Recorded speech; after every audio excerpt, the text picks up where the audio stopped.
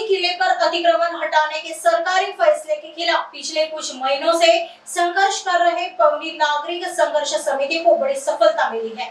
जिला collector doctor Sanjay Kolte ने नागरिकों के मौलिक अधिकारों को ध्यान में रखते हुए सहानुभूति पूर्वक निर्णय लिया है और तालुका स्तरीय समिति को अतिक्रमण कार्रवाई को अस्थायी रूप से निलंबित करने का निर्देश दिया है। तर आमच्या पौनीवासियांना चे दुर्दैव आहे की सगळ्यात पहिले आम्हाला सुखसुविधेसाठी झगडावं लागतं।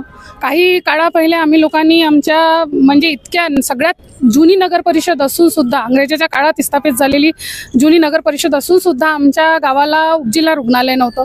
त्याच्यासाठी आम्ही पौनी नागरिक संघर्ष समितीने म्हणजे आत्मदहनाचा इशारा देपर्यंत म्हणजे मजबूर करतो, प्रशासन आम्हाला शासन आम्हाला मजबूर करतो की तुमच्या सुखसुविधा तुम्हाला पाहिजे असेल तर तुम्हाला आत्मदहनाचा, सरांनी जसं सांगितलं माझ्या सहकार्याने की आम्हाला आत्मदहन पण करावं लागेल। पण का?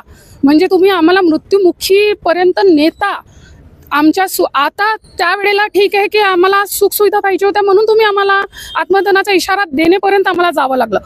दिल्ली सुखसुविधा दिल्ली ते कोणत्या काळी कंप्लीट होईल तर प्रशासनाला आणि शासनालाच माहीत। त्याच्यानंतर आज ज्या सुखसुविधा तुम्ही दिलेल्या आहे, नगर परिषदच्या थ्रू दिलेल्या आहे, इलेक्ट्रिक दिलेलं आहे, घरपट्टे दिलेलं आहे, सगळं घरकुल दिलेलं आहे, हे सर्व दिलेलं असून सुद्धा म्हणजे आमच्या सुखसुविधा आमचं जीवन जगण्याचं साधन म्हणजे तिथे आमचा रोजगार आहे, शैक्षणिक संस्था आहे, पाण्याची टाकी आहे, इतकं सगळं सुखसुविधा ती देऊन ती आमच्याकडून हिरावून घेताय तुम्ही। आणि खऱ्या अर्थात म्हटलं तर विकास करायला पाहिजे तर हा तर पूर्ण पौनीचा भकास करायला सुरुवात केलेली आहे आणि इतिहास जमा करायला सुरुवात केलेली आहे शासनाने आणि प्रशासनाने। आणि एक गोष्ट नमूद करते की आज आम्ही जो इशारा दिला होता की आम्हाला जनप्रतिनिधीला भेटायचं आहे, साहेबांना तर भेटायचंच होतं पण सोबत जनप्रतिनिधींना भेटायला होतं। ज्या वेळेला वोट मागताना अर्ध्या रात्री येऊन म्हणजे त्या मतदाराच्या घरी भीती नाही त्या आमदार खासदार साहेबांना, आणि आज भीती आहे का?